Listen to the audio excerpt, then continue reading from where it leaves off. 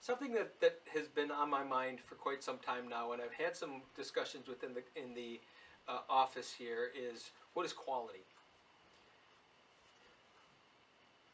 I'm going to break it down into several pieces, and there's a lot of different ways of describing quality.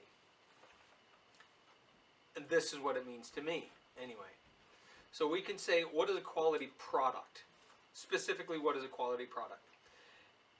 It could be described as superior materials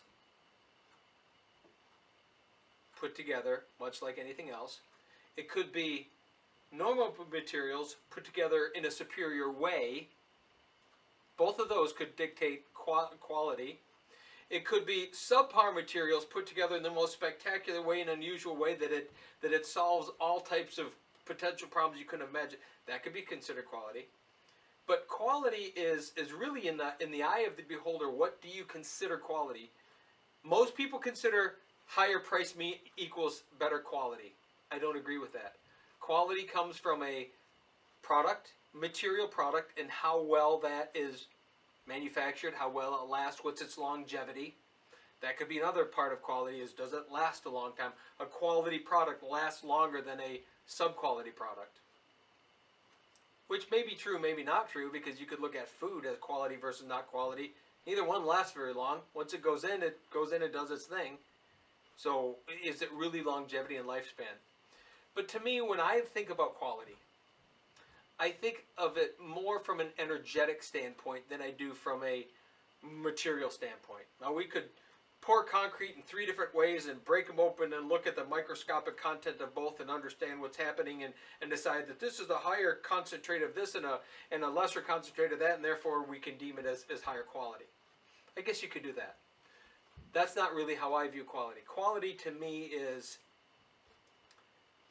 is what we're doing providing the best and the greatest energetic performance that it could do.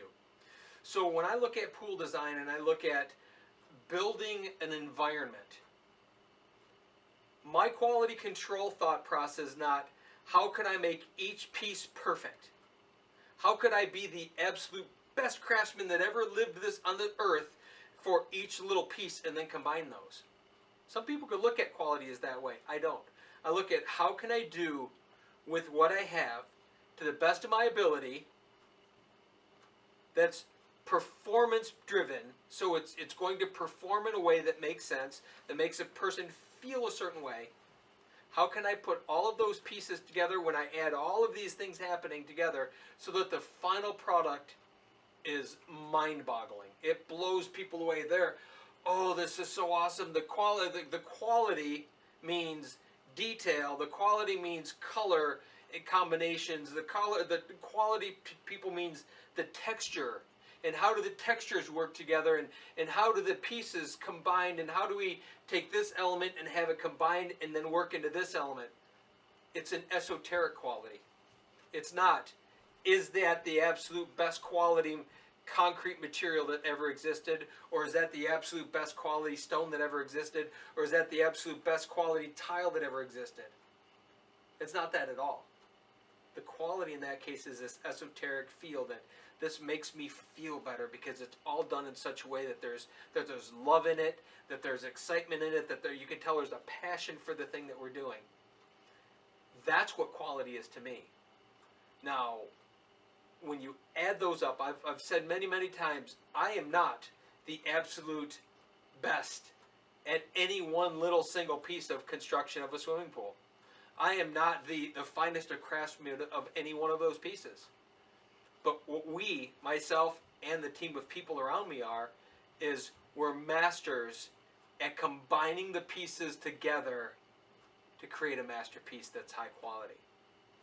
So when if we go back and we look at art history and we look at Pablo Picasso, let's just pick, he's a little more modern than some of the older ones, were the materials that he used more quality ink, more quality paper, more quality paint?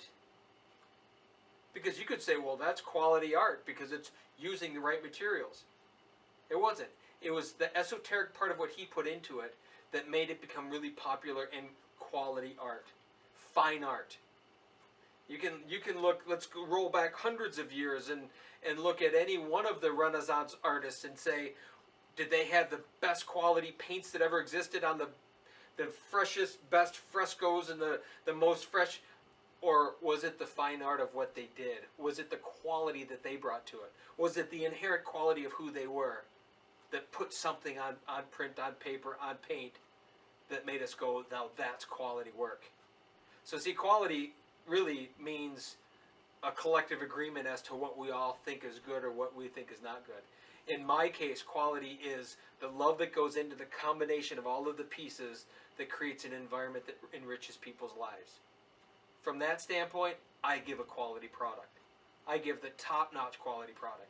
If you want to look at specifically, was the temperature exactly perfect for when the patio was poured, such that the hydration of the concrete, was at its maximum, so that we were able to dehydrating at a perfect substructure in the crystalline structure of the cement? No, then I didn't give a quality product. Because chances are it rained that morning, but we figured out how to get the patio in time, or threw plastic over it, or did something to make it work. Now, does it meet a standard that's going to be lasting and everything else? Yes, it absolutely means that. But if you want to look at the quality of each material, we rarely use the best quality of any material. We use the same things that most people use. We just use them in a different way, and we add that esoteric quality to it, that love part to it. And when we put it together in combination with all the other pieces that everyone else uses, but we put it together in a way that no one else even imagines using it as, that's where our quality comes from.